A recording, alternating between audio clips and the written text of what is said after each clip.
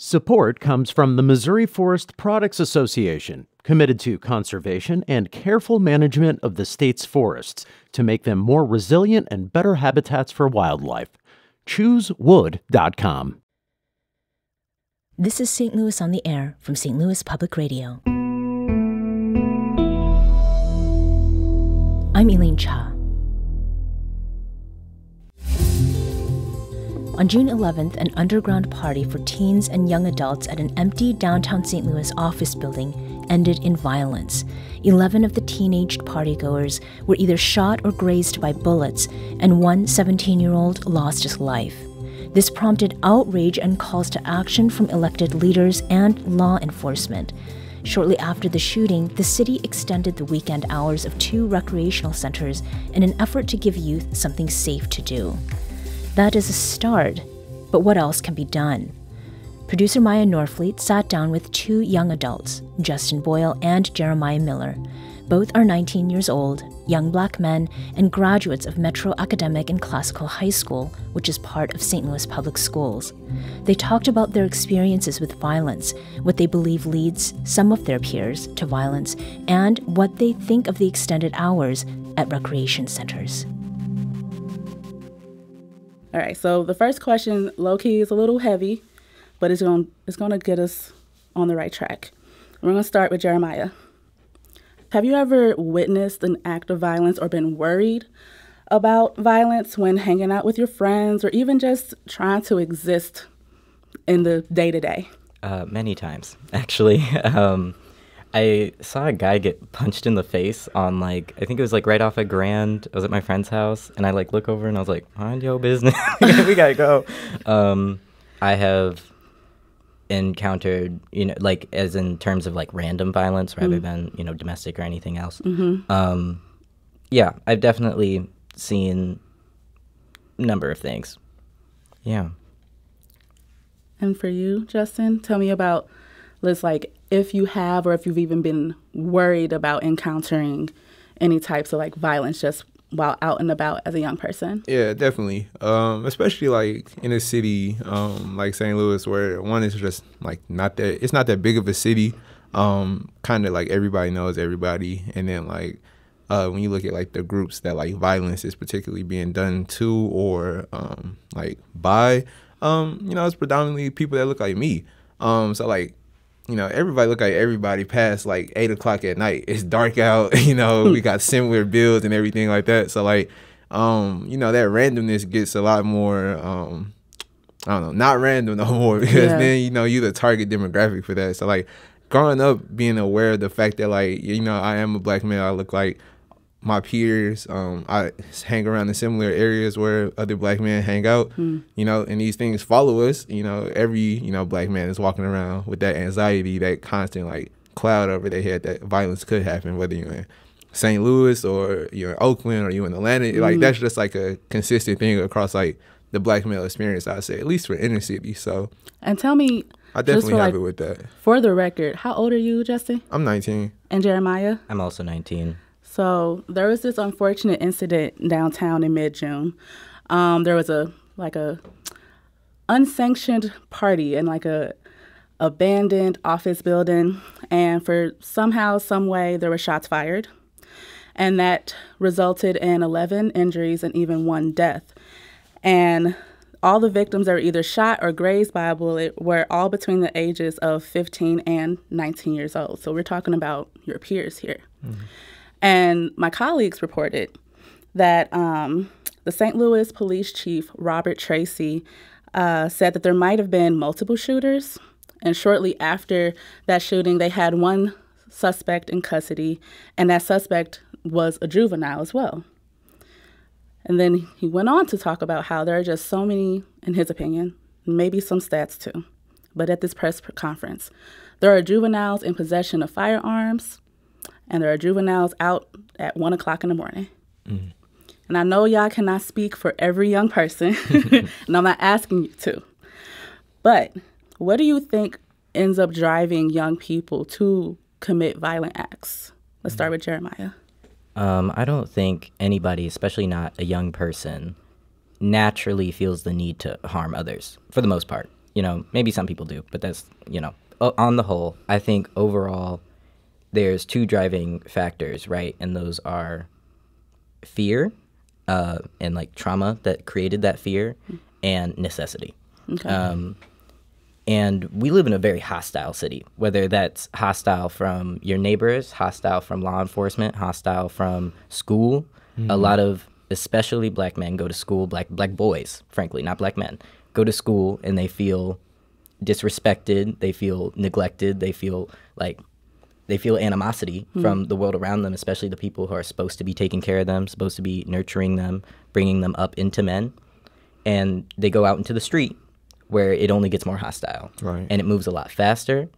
And, you know, nobody reasonably thinks it's fun to go shoot somebody.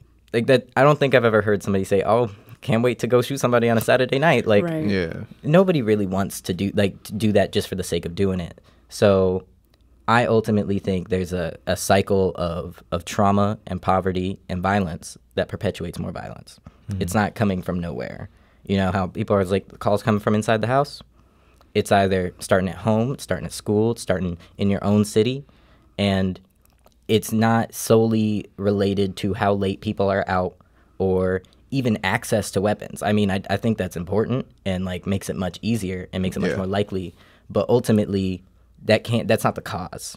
That is a tool that's being used,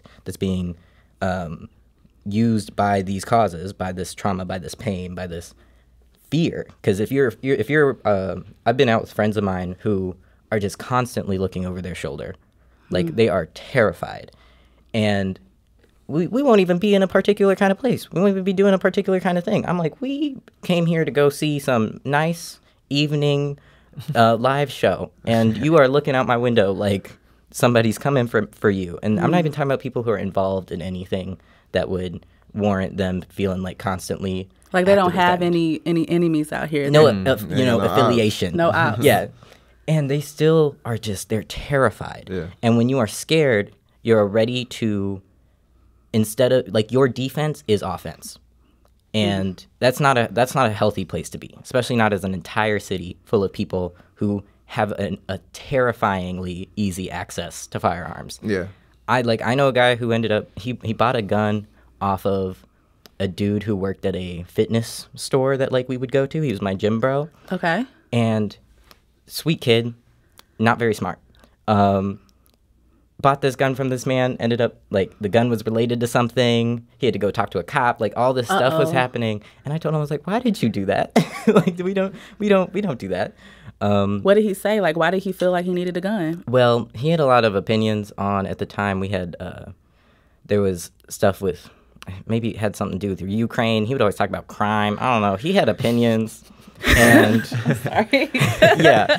And I always told him, I was just like, I promise you, you have been going out late, doing whatever you've been doing for years now, like, 2-3 years. You don't need this.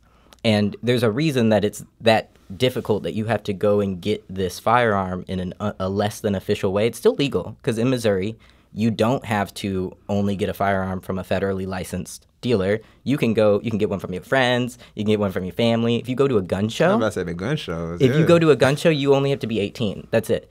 Even though federally, you're supposed to be 21 to get anything, just about, unless your parents buy it for you, which is a whole nother thing. That's a whole nother thing. That's a whole nother conversation. Justin, you were nodding your head too. Like, what are your thoughts as far as what drives young people or leads young people to violence? Yeah, so like, I think like the biggest enabler first is like we were saying, like Jeremiah was saying, access to guns. Like, I think if you take, everything that Jeremiah was saying when we talk about like these root causes and these bigger like socioeconomic factors, like, like poverty, homelessness, no job opportunities like in your community, your immediate community and things like that. If you combine that with, red state lax gun laws, that's a horrible combination. You know what I'm saying? Like St. Louis through the past like 40 years. So like those like combinations, it's like those intersections that like make everything worse. But like at its surface level, I do think, it always stems from like those bigger socioeconomic issues. Because I don't think like if people, you know, have like jobs to go to, and they have good schools to be proud of and like invested in, and, you know, really feel like it's supporting them,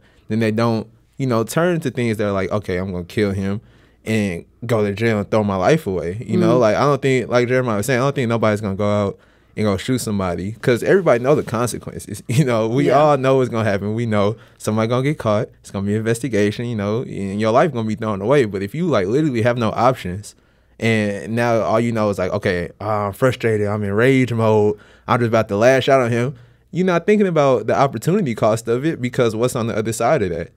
Going back to, you know, St. Louis Avenue and Jefferson, where it ain't nothing. You know what I mean? So like it just gets worse. You know what I'm saying? It's like no saving graces there. Like nothing to like balance out towards like, maybe I don't want to do this. You know, I can't really see why somebody in their right mind, like maybe I do have an op out here, and like if he really made me mad, or if he really did something, I feel like I got to get retaliation, because one, I don't trust police to do it, because I don't trust police, and then I don't feel safe because I don't feel protected by the police. I'm gonna, within my own power, I'm gonna do something about it. And a lot of people, since they got access to guns, red state, you know, they gonna kill them. They gonna go out there, they gonna shoot them. They're gonna try to retaliate. So like, I don't know. I think it's really just like a bunch of things. So like, you can't really like track just one string and like, try to trace it back to the root. But you really do have to like pay attention to like, where do these strings cross? You know what I mean? And like, how are these things building off of each other? So we have a lot of young people who are very afraid and easy access to things that hurt people and kill people. Yeah. I'm speaking with Justin Boyle and Jeremiah Miller, two 19-year-olds from St. Louis. So one of the, like, I'm not going to say it like, I was about to say one of the knee-jerk reactions, but one of the solutions that some of the elected officials came up with immediately after that situation in June was to have rec centers open later in the evening on the weekends. And right now, those include the Wohl Recreational Center on the north side. Shout out Wohl, man. Wohl, I used to play football at City Rec. Shout out Wohl. So we're going to talk about that. And then the Dunn Marquette Recreational Center, and that's on the south side. Now, personally, when I was younger, I wasn't into sports. And that's all I can imagine happening at those places. So what do y'all think about the idea of having rec centers open later on the weekends specifically as a way to help curb violence? Justin, you said you had experience at Wohl, so what do you think about it? Yeah, so I'll say, like, in terms of just like, if you want to curb violence in like a whole metropolitan area, not even talking about just like St. Louis City, because you gotta think like culturally, even though like politically it's divided, the city and the county, culturally we are like the same city. So like, and that's a good point it too. It could be people that's like from, you know, North County, South County, like West County, that's coming to the city and doing this violence that everybody's like trying to like, you know, like deter against. So like maybe we're not even in the right spots to begin with. I think we need to like make it a regional issue rather than just like St. Louis City. But like, I don't know. I don't think like everybody is gonna be, you know, receptive to just having to sit in Wohl's for like an extra 2 hours, you know, having like that ability. I don't think that's gonna curve too much on the grand scheme of things, but I do appreciate it. I appreciate like the thought process behind it, that like, hey, maybe if we just give these people the opportunity to, you know, do something maybe constructive, something in a community oriented setting where, you know, you're maybe not playing basketball, maybe you're, you know, just sitting around at the rec center, just talking with your friends, you know, just a space that is inviting to community, like in a safe, structured spot. I do appreciate that.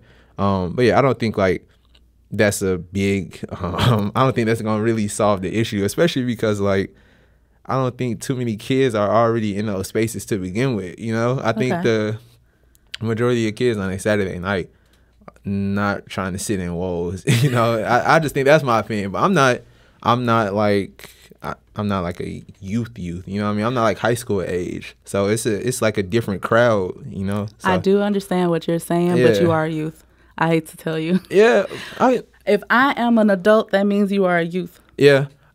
I guess I'm We saying gonna like claim those titles. I guess like high school age kids, Okay. you know what I mean? Because that's like a different type of like socialization. Yeah. Where like I don't really know too many like college age kids who like go to just rec centers on a Saturday night. What are teens doing then at 1 a.m? This is a safe space, and you don't have to say what I do, but like, what have you heard? What are young I'll tell you people what I doing? do. I'll tell Okay. you, I am definitely a night owl, and I have come home before at 7 in the morning when I had work at 9 in the morning. Okay, I give my okay. dad heart attacks. And I'm not bad. I don't like run around acting a fool.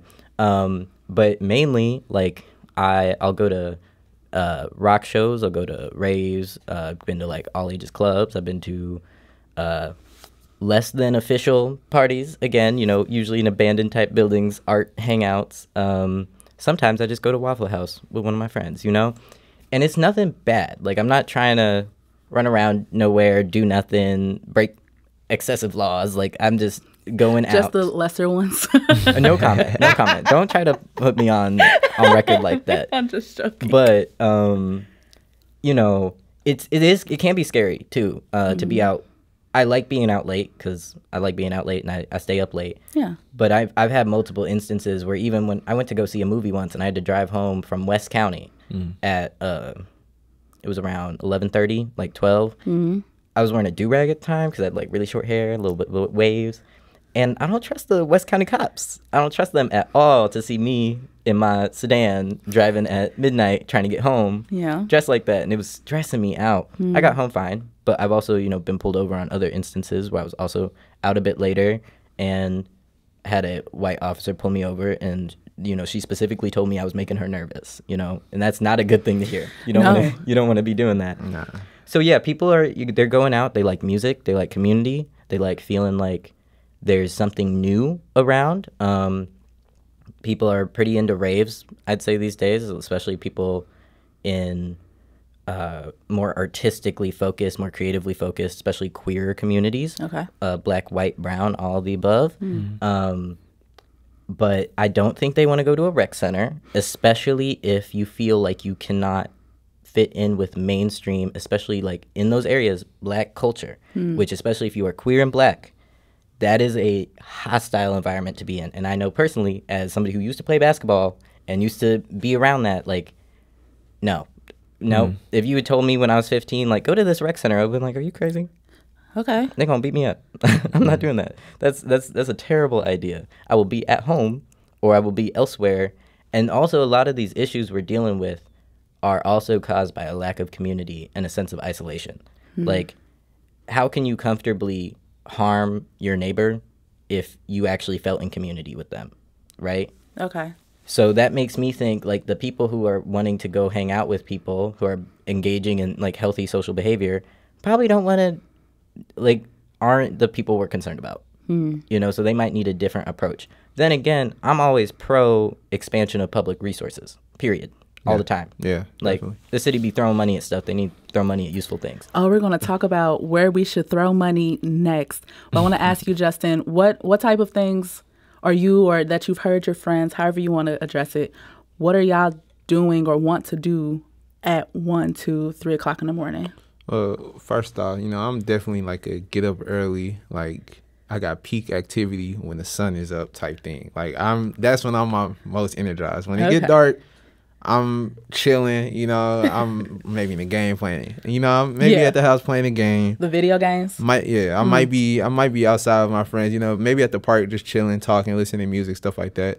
But like it would be like last summer, like in the morning partying, but it'd be like at somebody's house though. You know what I mean? It'd be like a house party. Somebody mama not home, you know, we just got the house, we kicking it. But like I don't know too many times where I was just like randomly out in the AMs, you know, because it's just not too much. Like, it's not safe, first off. Like I was saying, like I look like everybody. People be carjacking like crazy. Like, it's literally just like statistically probably not safe to just be out that late at night anyway. It's just, you know, being out and about aimlessly. It's like if I don't have like anything to do, I'm not gonna be out that late. So if around by like 10 o'clock, if the move not there, I'm not going out the house. So you know, that's like, it's really like a situational question with like, what are you doing at like these times? But most of the times, if I am out, you know, partying, just chilling, stuff like that. And I feel like a lot of people, a lot of older adults forget, like, what y'all are saying is not that far off from what I was doing at 18, 19 years old. I know people was definitely partying at 19 at 1 a.m. Like, even I when know I that's talk, a thing. when I talk to my mother, who is retired, she is 60-something years old. She was doing wilder stuff than I ever thought of doing when I was her age. But again, sometimes people forget what it was like to be younger. Yeah, and we give those people grace, you know. You're so nice for that. Give those people grace. That was producer Maya Norfleet with Justin Boyle and Jeremiah Miller. She was talking with them about youth violence and violence prevention from their perspectives as 19-year-old young Black men who've grown up in St. Louis. We need to take a quick break, but when we come back, we'll hear Justin's and Jeremiah's ideas on ways communities and city leaders can engage with youth and what events they think the city should support that would appeal to young adults. This is St. Louis on the Air on St. Louis Public Radio. Support comes from the Missouri Forest Products Association. Missouri produces wood pallets, railroad ties, white oak barrels, hardwood floors, and more. Details on the variety of products made in the state are at choosewood.com. Welcome back. I'm Elaine Cha. Now back to the conversation between producer Maya Norfleet and teens Justin Boyle and Jeremiah Miller. Here, Justin and Jeremiah discuss their ideas about city and community response to youth violence and what adults in leadership can do next. So, if rec centers are not the thing, or it's a thing but can't accommodate everyone, what do you want to see done? What do you want the city to do if they're going to do anything else? I always find myself like in this situation, like, dang, scratching my head. How would I solve this situation? So I'm just like back there again. I'm like, we're going to come back to that. Do you have, like, again, I did call the reaction about having rec centers open later a knee-jerk reaction. I'm going to hold that. I'm going to admit that because I feel that way. But if I said, if you were... I still like that, though. Like, I do appreciate, like, the fact that there's effort. Opened this. We're trying something. Opened it. It's old, though. That is an old plan. That's like 1970s L.A. old. Like, that's my thing. Crime is new. It's different. It's not the same as it used to be. Crime has always happened, but the type of crime and the way and the access to things, that's what's changed. Yeah. So, Jeremiah, what would you do? If it's rec centers and, what's the and? You talked about an artsier crowd, younger people that might do different things, younger people that are not in the mainstream identity, that might be queer. I mean, this might be best solved not in the public sector, which is very odd for me to say. Usually I'm like, no, this is the city's job. But personally, I found a lot of community in this last summer by being out in explicitly queer spaces and not places that I got to sneak into and like I'm not supposed to be there in the first place, because there's a reason why you can't get into certain places, and it's because they can't protect you at a certain point. There's a reason why certain bars don't let people under 21 in, because they can't see you. They don't know you're around grown people, you're in danger. Yeah. And I can attest to that. I've been in situations. However, like there's a place called Sophie's Artist Lounge. Yes. It's cute. I like it. It's not always the most poppin', but people like it, you know? I love it. I love DJ Umami, the homie, and it's not perfect. It's not a perfect solution, again, because it doesn't have a foundation, a history of stability, a history of support.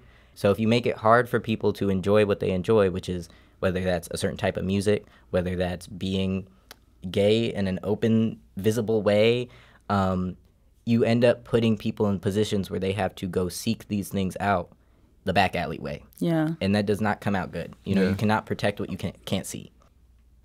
I want to talk about like how more people can be involved in figuring out those solutions and not just it be, here's some ARPA funds, let's open up a rec center longer. Like, So I'm going to go back to that question that stumped you.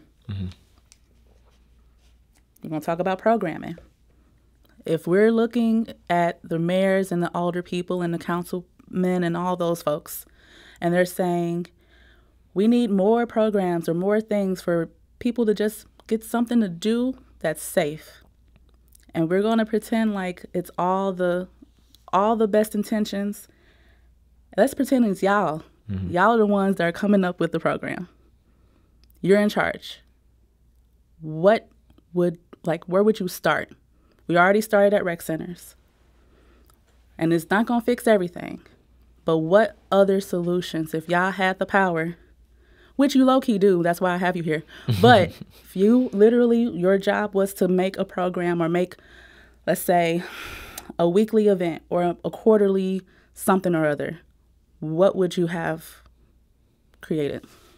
This is basically on the same level as the rec centers, so I'm not going to act like this is some big idea. But we all know about Missouri's war on libraries, right? Oh, yeah. The destruction of the public library system.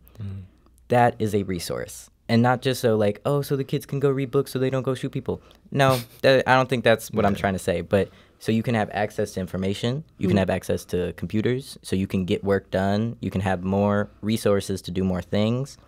Also just somewhere to be for free. Because that's another thing. Going places is expensive. So it's options that are both accessible, free, and actually useful.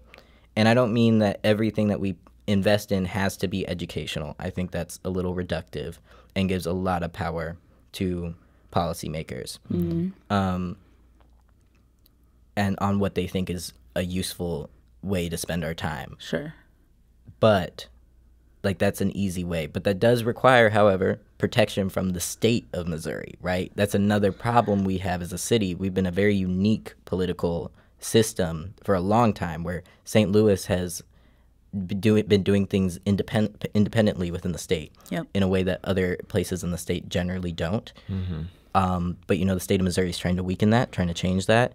And I don't know enough to really, get into it, but that's something that concerns me, where these choices are actually coming from, who is making these decisions, and then who they're affecting. And the distance between those groups is like a chasm, and I don't like it.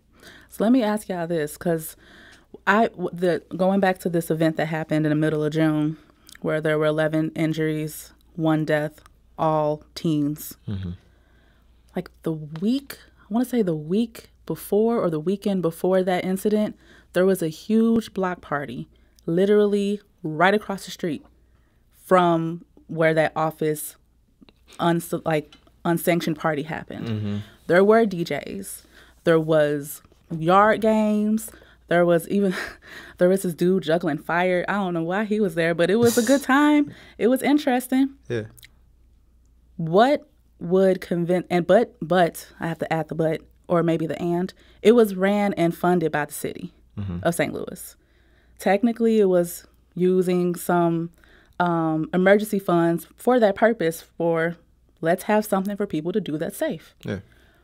Would y'all go to more of those, knowing that the seal of the city of St. Louis is also stamped on that flyer? Well, I was about to go in a similar direction. I was gonna go more meet people where they are. If we got kids out here who trying to party, they want a spot. I've heard all the mythology of past St. Louis years where people growing up, maybe in your generation, oh, we had teen clubs to go to. Oh, we had X, Y, and Z to do. We had structured places where we can go, turn up, and have fun. So I guess to get this out the way, the obvious one, if people going to parties and having confrontations, maybe getting shot, you need to solve that first. Get top level security. We need great security at these places, but we do need I think a club would be a great idea.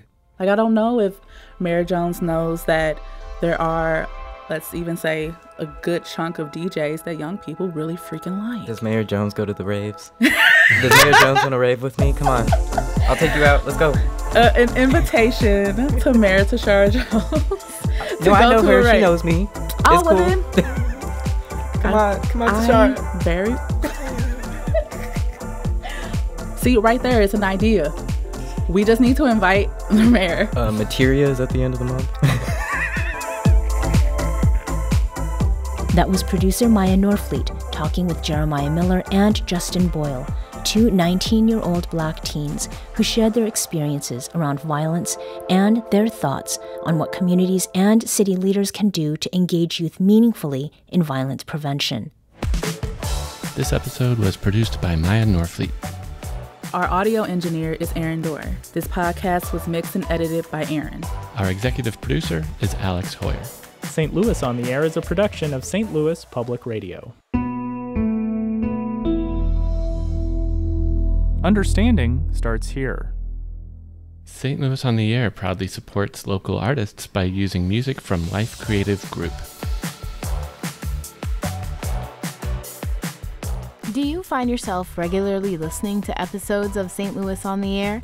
Suggest us to a friend you think might enjoy our conversations, and leave us a review and rating on Apple Podcasts on the App Store.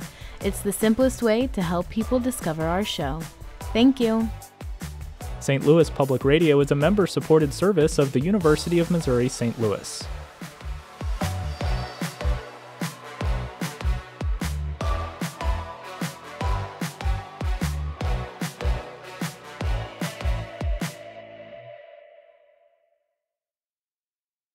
Support comes from the Missouri Forest Products Association, providing more than 41,000 jobs in the production of wood pallets, railroad ties, white oak barrels, hardwood floors, and more. Details at choosewood.com.